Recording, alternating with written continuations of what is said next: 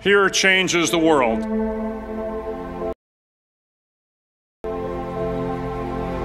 I have a few suggestions that may help you on your way to a better world. And while these lessons were learned during my time in the military, I can assure you that it matters not whether you ever served a day in uniform. It matters not your gender, your ethnic or religious background, your orientation, or your social status. Our struggles in this world are similar, and the lessons to overcome those struggles and to move forward, changing ourselves and changing the world around us, will apply equally to all.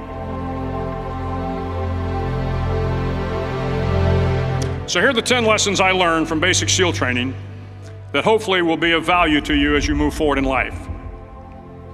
Every morning in SEAL training, my instructors, who at the time were all Vietnam veterans, would show up in my barracks room, and the first thing they'd do was inspect my bed.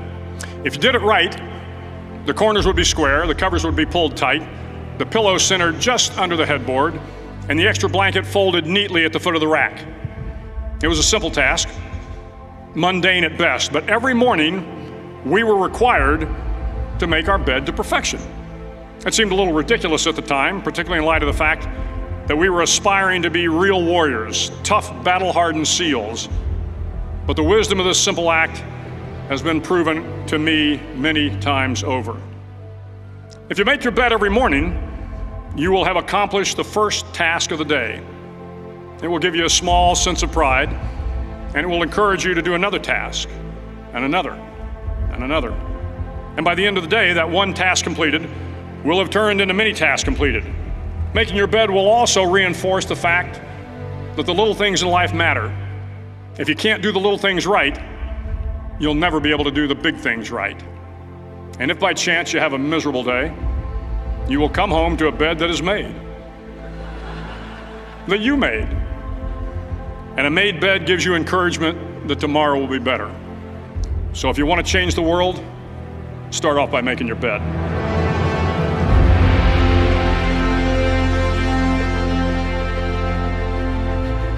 During SEAL training, the students are all broken down into boat crews. Each crew is 7 students, 3 on each side of a small rubber boat, and 1 coxswain to help guide the dinghy. Every day your boat crew forms up on the beach and is instructed to get through the surf zone and paddle several miles down the coast. In the winter, the surf off San Diego can get to be 8 to 10 feet high, and it is exceedingly difficult to paddle through the plunging surf unless everyone digs in. Every paddle must be synchronized to the stroke count of the coxswain. Everyone must exert equal effort, or the boat will turn against the wave and be unceremoniously dumped back on the beach. For the boat to make it to its destination, everyone must paddle. You can't change the world alone. You will need some help. And to truly get from your starting point to your destination takes friends, colleagues, the goodwill of strangers, and a strong coxswain to guide you. If you want to change the world, find someone to help you paddle. Over a few weeks of difficult training, my SEAL class, which started with 150 men, was down to just 42. There were now 6 boat crews of 7 men each. I was in the boat with the tall guys, but the best boat crew we had was made up of the little guys, the Munchkin crew, we called them. No one was over 5'5". The Munchkin boat crew had 1 American Indian, 1 African American, 1 Polish American, 1 Greek American, 1 Italian American, and 2 tough kids from the Midwest. They out-paddled, outran, and outswam all the other boat crews. The big men in the other boat crews would always make good-natured fun of the tiny little flippers the Munchkins put on their tiny little feet prior to every swim. But somehow these little guys from every corner of the nation and the world always had the last laugh, swimming faster than everyone and reaching the shore long before the rest of us. SEAL training was a great equalizer. Nothing mattered but your will to succeed, not your color, not your ethnic background, not your education, not your social status. If you want to change the world, measure a person by the size of their heart, not by the size of their flippers. Several times a week, the instructors would line up the class and do a uniform inspection. It was exceptionally thorough. Your hat had to be perfectly starched, your uniform immaculately pressed, your belt buckle shiny and void of any smudges. But it seemed that no matter how much effort you put into starching your hat or pressing your uniform or polishing your belt buckle, it just wasn't good enough. The instructors would find something wrong. For failing the uniform inspection, the student had to run, fully clothed, into the surf zone, then wet from head to toe, roll around on the beach until every part of your body was covered with sand. The effect was known as a sugar cookie. You stayed in the uniform the rest of the day, cold, wet, and sandy. There were many a student who just couldn't accept the fact that all their efforts were in vain, that no matter how hard they tried to get the uniform right, it went unappreciated. Those students didn't make it through training. Those students didn't understand the purpose of the drill. You were never going to succeed. You were never going to have a perfect uniform. The instructors weren't going to allow it. Sometimes, no matter how well you prepare or how well you perform, you still end up as a sugar cookie. It's just the way life is sometimes. If you want to change the world, get over being a sugar cookie and keep moving forward. Every day during training, you were challenged with multiple physical events: long runs, long swims, obstacle courses, hours of calisthenics, something designed to test your mettle. Every event had standards, times you had to meet. If you failed to meet those times, those standards, your name was posted on a list, and at the end of the day, those on the list were invited to a circus. A circus was 2 hours of additional calisthenics, designed to wear you down, to break your spirit, to force you to quit. No one wanted a circus. A circus meant that for that day, you didn't measure up. A circus meant more fatigue, and more fatigue meant that the following day would be more difficult and more circuses were likely. But at some time during SEAL training, everyone made the circus list. But an interesting thing happened to those who were constantly on the list. Over time, those students who did 2 hours of extra calisthenics got stronger and stronger. The pain of the circuses built inner strength and physical resiliency. Life is filled with circuses. You will fail. You will likely fail often. It will be painful. It will be discouraging. At times, it will test you to your very core. But if you want to change the world, don't be afraid of the circuses. At least twice a week, the trainees were required to run the obstacle course. The obstacle course contained 25 obstacles, including a 10-foot wall, a 30-foot cargo net, a barbed wire crawl, to name a few. But the most challenging obstacle was the slide for life. It had a 3-level, 30-foot tower at one end and a 1-level tower at the other. In between was a 200-foot long rope. You had to climb the 3-tiered tower, and once at the top, you grabbed the rope, swung underneath the rope, and pulled yourself hand over hand until you got to the other end. The record for the obstacle course had stood for years when my class began in 1977. The record seemed unbeatable until one day a student decided to go down the slide for life head first. Instead of swinging his body underneath the rope and inching his way down, he bravely mounted the top of the rope and thrust himself forward. It was a dangerous move, seemingly foolish and fraught with risk. Failure could mean injury and being dropped from the course. Without hesitation, the student slid down the rope perilously fast. Instead of several minutes, it only took him half that time. And by the end of the course, he had broken the record.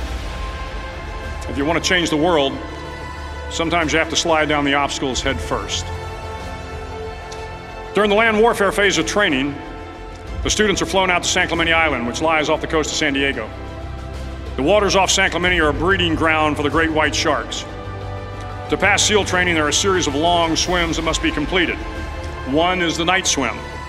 Before the swim, the instructors joyfully brief the students on all the species of sharks that inhabit the waters off San Clemente.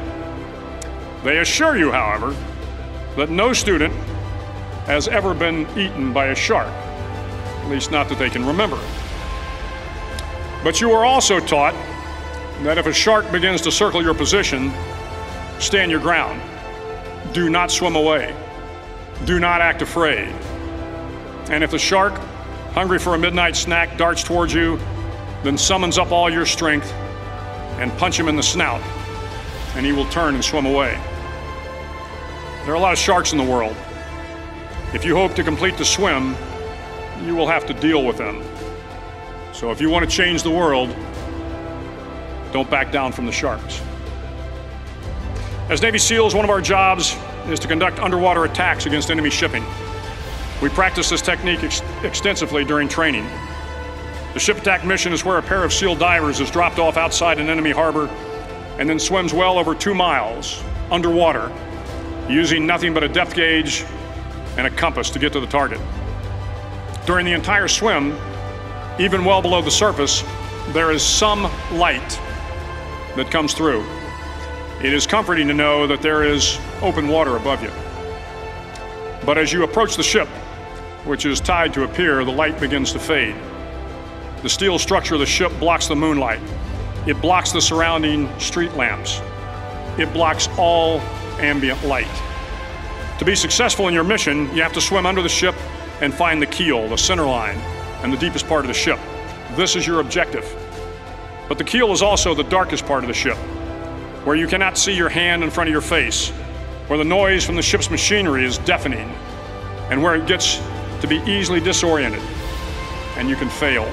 Every SEAL knows that under the keel, at that darkest moment of the mission, is a time when you need to be calm, when you must be calm, when you must be composed, when all your tactical skills, your physical power, and your inner strength must be brought to bear.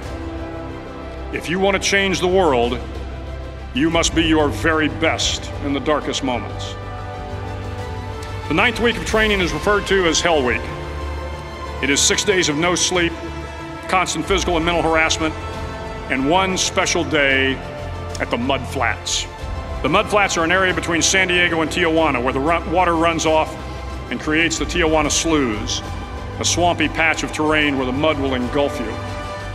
It is on Wednesday of Hell Week that you paddle down to the Mud Flats and spend the next 15 hours trying to survive this freezing cold, the howling wind, and the incessant pressure to quit from the instructors. As the sun began to set that Wednesday evening, my training class, having committed some egregious infraction of the rules, was ordered into the mud. The mud consumed each man till there was nothing visible but our heads. The instructors told us we could leave the mud if only 5 men would quit. Only 5 men, just 5 men, and we could get out of the oppressive cold. Looking around the mud flat, it was apparent that some students were about to give up. It was still over 8 hours till the sun came up. 8 more hours of bone-chilling cold. The chattering teeth and the shivering moans of the trainees were so loud, it was hard to hear anything.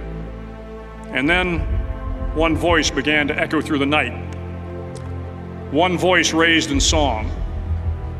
The song was terribly out of tune, but sung with great enthusiasm.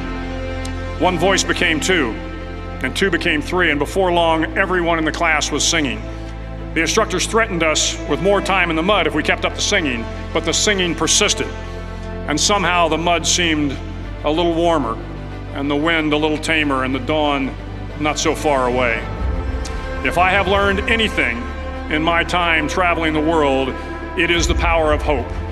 The power of one person, a Washington, a Lincoln, King, Mandela, and even a young girl from Pakistan, Malala. One person can change the world by giving people hope. So if you want to change the world, start singing when you're up to your neck in mud.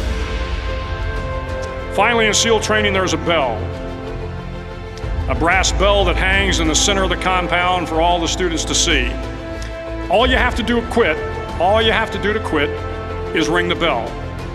Ring the bell, and you no longer have to wake up at 5 o'clock. Ring the bell, and you no longer have to be in the freezing cold swims.